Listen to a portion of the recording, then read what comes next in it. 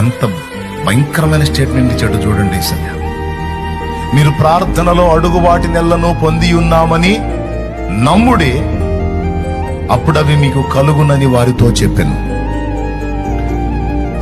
Already ఉన్న వాటిని నువ్వు అడిగితే నీకై పంపిస్తాడు.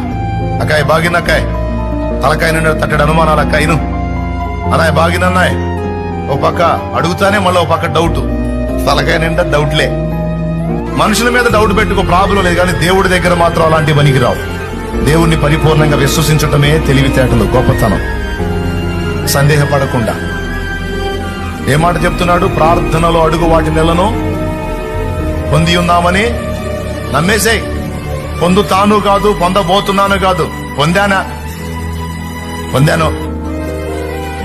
నేను అడిగాను, మా నాన్న ఇచ్చాడు.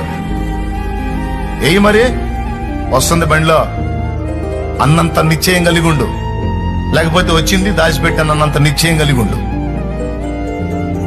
నువ్వు అడిగినవి ఒకవేళ ఆల్రెడీ రన్నింగ్ లో ఉన్నట్టు, ఆల్రెడీ ఉన్నాయైతే నీకు పంపిస్తాడు. నువ్వు అడిగినవి ఒకవేళ లేవనుకో, నీకోసం అవసరమైతే సృష్టించైనా పంపించగలడు. అవసరమైతే నీకోసం తయారు చేపిస్తాడంతే. దేవునికి మహిమ కలుగునుగా.